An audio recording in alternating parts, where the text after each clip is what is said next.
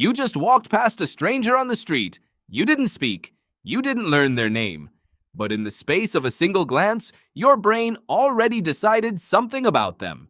Safe or dangerous, trustworthy or not.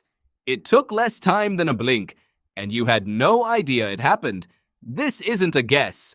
It's a verdict, delivered instantly and almost entirely without your permission. Why does a face you've never seen carry that much weight? Psychologist Alexander Todorov found the answer. In his experiments, people saw a face for 1/10 of a second, faster than a single thought, and still rated that stranger's trustworthiness with striking consistency. Different people, the same brief flash, nearly the same conclusion. Your brain isn't weighing evidence like a detective, it's pattern matching. Reading geometry, the width of the eyes, the curve of a mouth. Shapes that mean nothing about who someone actually is. But your brain doesn't know that. Think about where this came from. For most of human history, you lived in small groups, constantly meeting outsiders. No background checks, no time to gather evidence. If a stranger appeared at the edge of camp, you had seconds to decide. Threat or not. The humans who hesitated too long didn't always survive the encounter. The ones who read a face fast and acted often did. Speed got wired in, not because it was accurate, because it was fast enough to keep you alive. Psychologist Leslie Zebrowitz studied what happens when that old rule fires in the wrong century.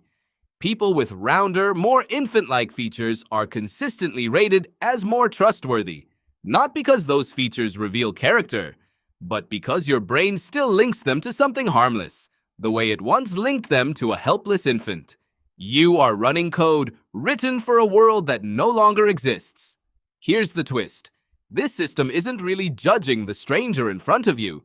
It's searching your memory for everyone you've ever met who looked even a little like them. A face that echoes someone who once hurt you gets flagged as dangerous with no evidence at all. A face that echoes someone who once made you feel safe gets handed trust it hasn't earned. You're not meeting a new person. You're meeting an old memory, wearing a new face. That explains the instant comfort you feel around certain strangers and the unease you feel around others long before you have a single reason why. The reasons come afterward, built backward, to justify a decision your brain already made. And this old shortcut doesn't just shape who feels safe to stand near.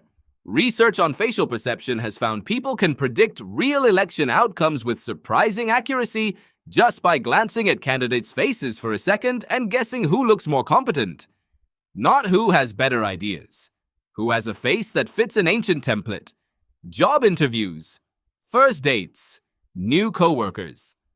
All of it quietly shaped by a system built for small tribes and immediate danger, now running inside a world it was never designed for.